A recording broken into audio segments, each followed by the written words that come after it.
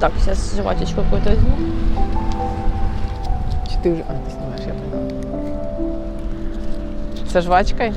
Конечно. А я не люблю без закуси.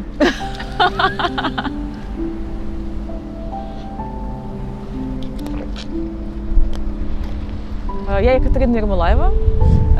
Перший важливий факт про мене – це те, що я існую. Я дуже вдячна батькам і Богові.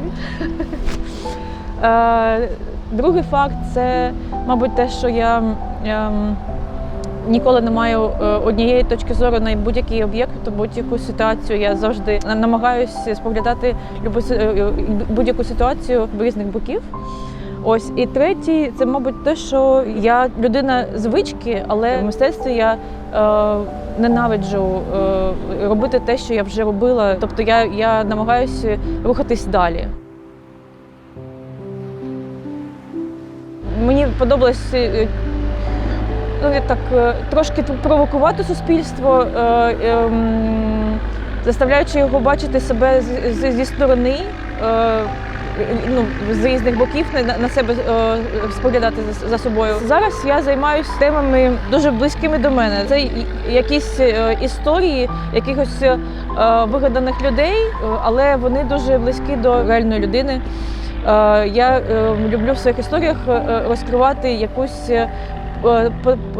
потаємну частину людини, його друге життя. Іншість його, яку він приховує від суспільства. Почала серію графіки, тобто я малюю зі сторони внутрішньої пустоти. Я намагаюся її якось відобразити на папері.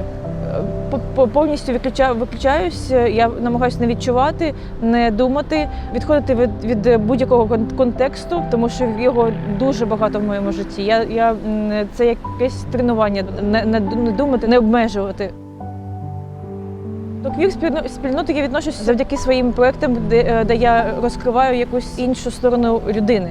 Я люблю ці квір-історії, коли людина приховує щось, своє друге життя, яке суспільство просто не готове сприймати. Мене надихає Катерина Козира, це польська художниця, мисткиня.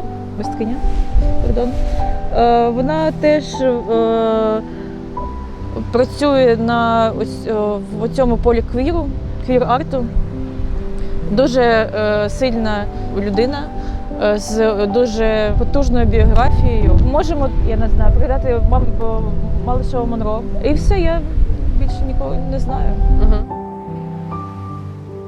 Я почала працювати з квір-тематикою, коли в мене була дуже затяжна, потужна депресія, і я взагалі не розчарувалася в мистецтві в своєму. Я не хотіла бути мисткинею більше, і я не знала, хто я є, ким я є, яка я. І я почала через ці образи, які я виставляла в інтернеті, в інстаграмі, в Фейсбуці, якось намагалася знайти себе через якісь квірні образи. Щодо моїх квір-проєктів, я не чула ніякої такої критики. Особисто «Інтротурист» був сприйнятий дуже круто. Це такий проєкт, який є, в якому ти береш якусь висоту, ти не можеш якийсь час пригнути, стрибнути вище цієї планки. Це мій улюблений проєкт, але він мене в якомусь сенсі поховав. А в «Інтротуристі» я трансформувалася на всі 100%. Це був дуже цікавий проєкт для мене, тому що після цих якихось спроб відобразити себе інакшою в Фейсбуці та Інстаграмі, тобто це щось несерйозне було, якась гра, то в «Інтротуристі» я занурилася повністю. Там же ж є купа фоток, на кожну персону, на кожного образ десь було по 25-30 фотографій, але я прописувала їх бекграунд. Тобто я прописувала для себе біографію цих людей. Якщо я готувалася до якогось перевтілення, я намагалася думати як цей герой, діяти як він. І також я коли йшла до якихось магазинів, де я купувала вино для них, якийсь там одяг, аксесуари, я намагалась іти, якби оцей персонаж пішов туди, і якби він це вибирав. Якось навіть тест проходила. Я більш ліберальна феміністка. Радше мене відносять до феміністичного контексту мої друзі феміністки, ніж я себе відношу до цього контексту. Я би, мабуть, ніколи не змогла би змінити стать. Чи не змогла би здійснити якісь боді-модифікації. Але стосовно цього я не скажу точно, бо я не знаю, що буде далі.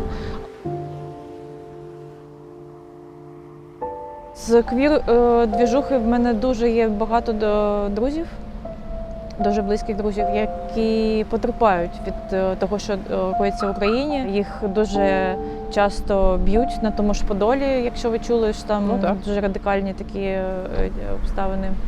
Мій ідеальний світ – це постапокаліпсис.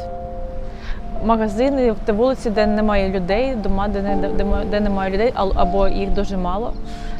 Але це великий мегаполіс. От я би там існувало би дуже круто.